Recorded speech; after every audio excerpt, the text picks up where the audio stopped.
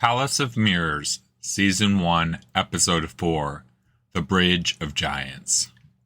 Darien sat slumped in his saddle. His eyes felt puffy, the lids drooping. He hadn't been able to sleep after telling Tom his story. Every time he closed his eyes, he felt himself falling, the darkness wrapping tight around him like a wool blanket on a summer night. He had started awake more times than he could count. Now he felt thankful for the sturdy horse. It plodded forward, unconcerned with how much sleep Darien had or hadn't gotten. "There's the bridge!" Tom, an edge of excitement to his voice, broke into Darien's stupor. Darien followed the line of Tom's finger along the twisting black ribbon of the ravine. There, several miles distant, a shadow arced into the sky above the ravine and crossed it to the other side. It didn't look like much. Compared to the immense darkness of the ravine, it was just a slight thing that looked as though it might crumble at any moment. All the same, goosebumps prickled Darien's arms. This bridge was beyond anything he could imagine people building. He had known it would be there, but actually seeing it took his breath away. One winter night, when he was a little boy, Darien had asked Kathy if her stories were true. "All stories are true," she'd told him, but he hadn't accepted the answer. Instead, he had jumped up and down in her lap and demanded that she prove the stories had really happened. She laughed and squeezed him tight, but answered his question with another story. In the story, Dark and Nightingale faced a creature made all of shadow. It had lived in the many, many dark places of the universe since before the stars were born. "Some say," said Kathy, "it existed before the singularity that birthed the universe." No matter how hard Dark swung his sword, no matter how much power Nightingale fired into it, the darkness could not be vanquished. It always seemed to find the places where they were not. It spread and spread and spread, and soon it seemed the Empire would be swallowed whole if they could not find a way to stop it. The Admiral of the Guard demanded the Engineering Corps develop a weapon that could destroy it. The priests of the palace suggested that devout prayer before a reflecting pool must be the only answer. The Empress remained silent and waited on the throne of glass for what would come. In the end, it was not a weapon or a prayer that saved the day. In the end, it was a song sung before the shadow by Dark. It was a song only he could sing, for only he of all the knights of the guard had grown up in the mines of an asteroid where darkness and shadow had raised him as much as anything else. He sang his song, and the monster of shadow drew back and receded. None could say if it left in thanks for the song, or if it fled from the beauty of the melody. When she finished the story, Kathy looked down at Darien, nearly asleep in her lap. "Now, my little space captain," she said, "fetch me the shadows and prove they're real. Can you feel them, taste them, hold them tightly in those small hands?" Darien held those words to the day he climbed down into the canyon. Down there he lost them. He lost them and never found them all again, not in his heart where it mattered. He had gone on with his life after that. He had loved Kathy still. He had listened to her stories with the same rapt attention, but he had never truly believed them after that day. Now, staring at an impossible bridge slight as a whisper against the sky, Darien found those words again. He looked up to the clouds and shivered. If there could be a bridge spanning this ravine, built by the Empire itself, then maybe there could be stars beyond the clouds. The wind sang along the curve of the bridge with a hum as soft as Kathy's breath when she sang Darien to sleep. In the shadow of that bridge, even the ravine grew silent. The horses noticed the change. They lifted their heads and looked around, as though confused by the sudden aural shift. Their ears twisted and turned, listening for the howl that had hounded them along the road so far. Only a wisp of wind remained to ruffle their manes.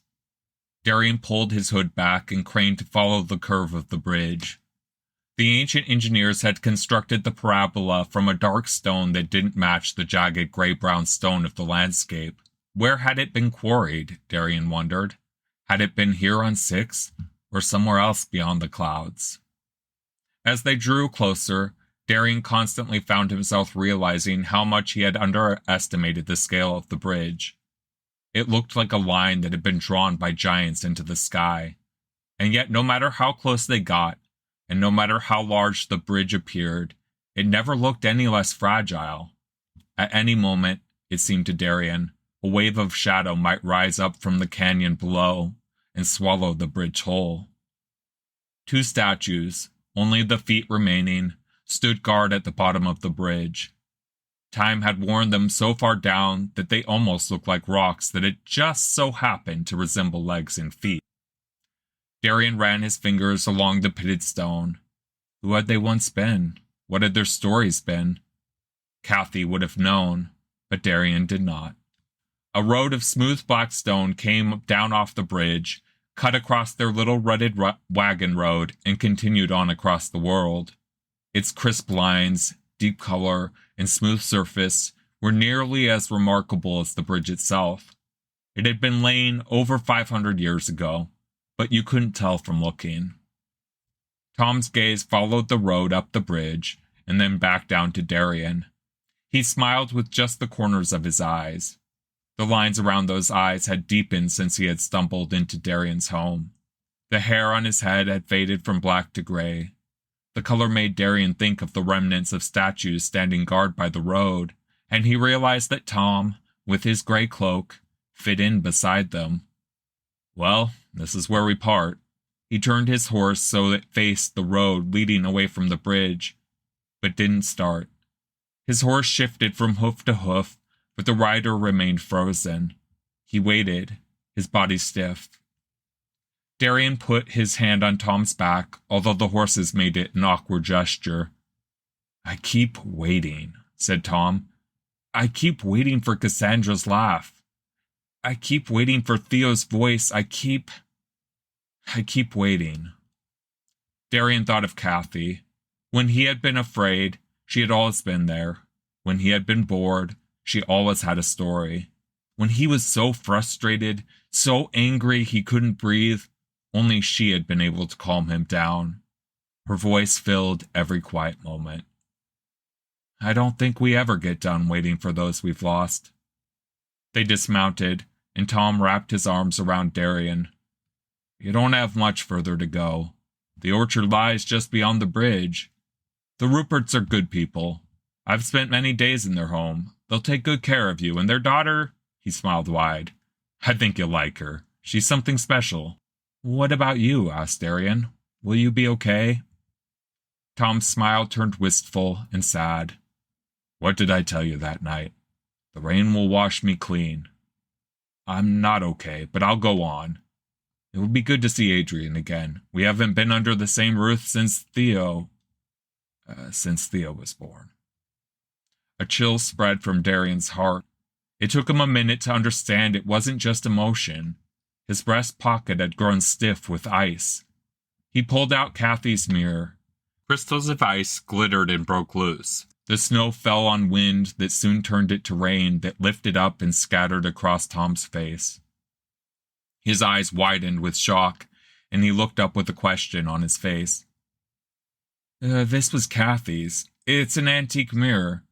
She told me that a long time ago, everyone had a mirror like this, so they would never be far from the palace, no matter where they were in the empire. Now as Darien stared down into the mirror, he saw a woman standing in a snowstorm. Ice glittered in her hair, but Darien saw the lines of Tom in her face. It had to be his daughter. He blinked, and only his reflection remained in the glass beneath beads of frozen water. Had that really just happened? Aside from his dream, he had never seen anything special in the mirror. I think maybe you need this more than I do. Tom shook his head. I can't take something that priceless from you. Please, Darien held it out. Just please take it. Tom scowled and took the mirror, but his expression changed in an instant when he glanced down at the glass. His eyes widened, and his breath quickened. Cass? Darien looked down into the mirror, wondering if Tom also saw his daughter in the snow. but the glass reflected only the shrouded sky. Tom shook his head and met Darien's eye. For a moment, I could have sworn I saw her. Tears rolled down his face. I never thought I'd see her again. He grabbed Darien in a sudden hug. Thank you, he said in a rough whisper. Be careful. Never forget, there are monsters out there. Darien often dreamed of flying. He used to clamber up onto the great boulder in front of their home and lie on his back. He would look up, but he didn't see the gray cloaked sky. Instead, he saw Kathy and Tim, hand in hand, soaring. The clouds parted before them to reveal a winter-black sky dotted with stars.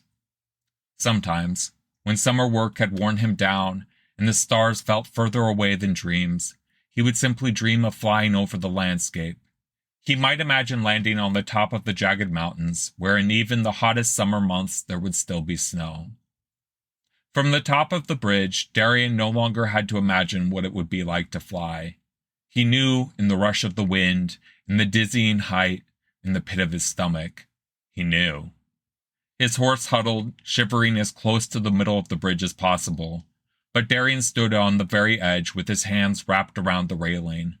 It had been carved in the shape of a great snake twisting around a tree branch.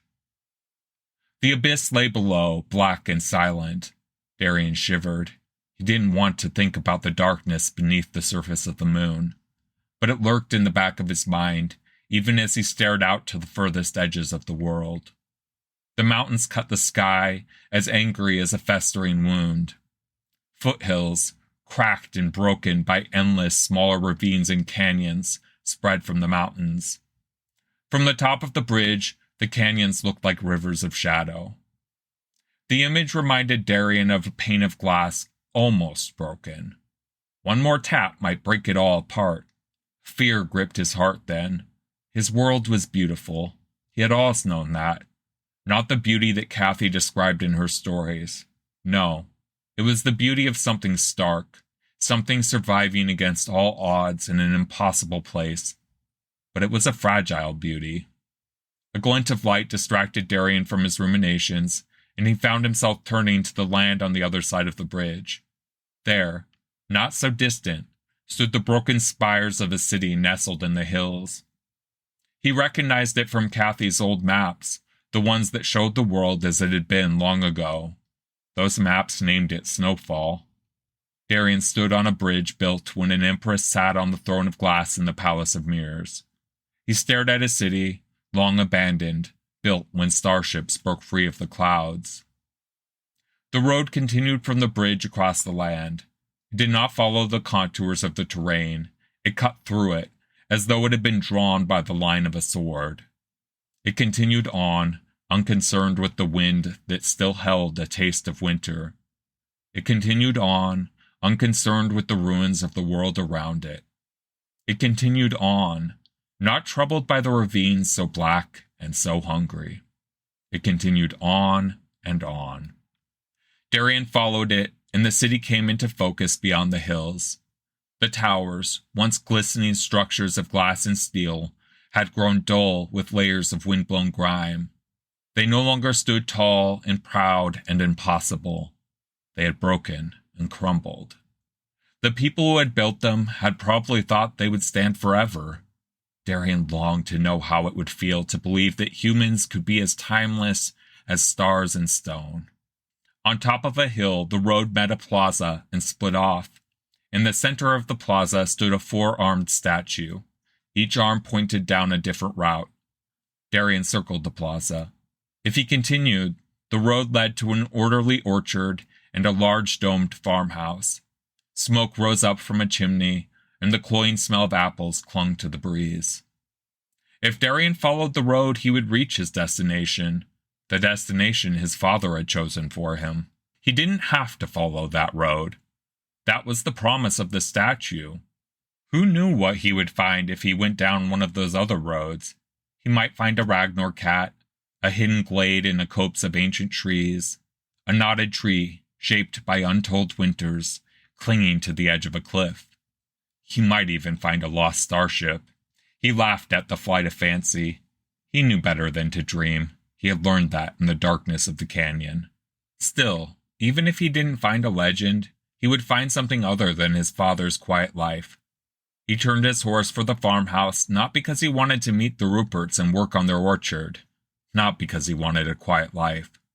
He followed it because too many dreams had been broken, and he couldn't bring himself to break his father's dream as well.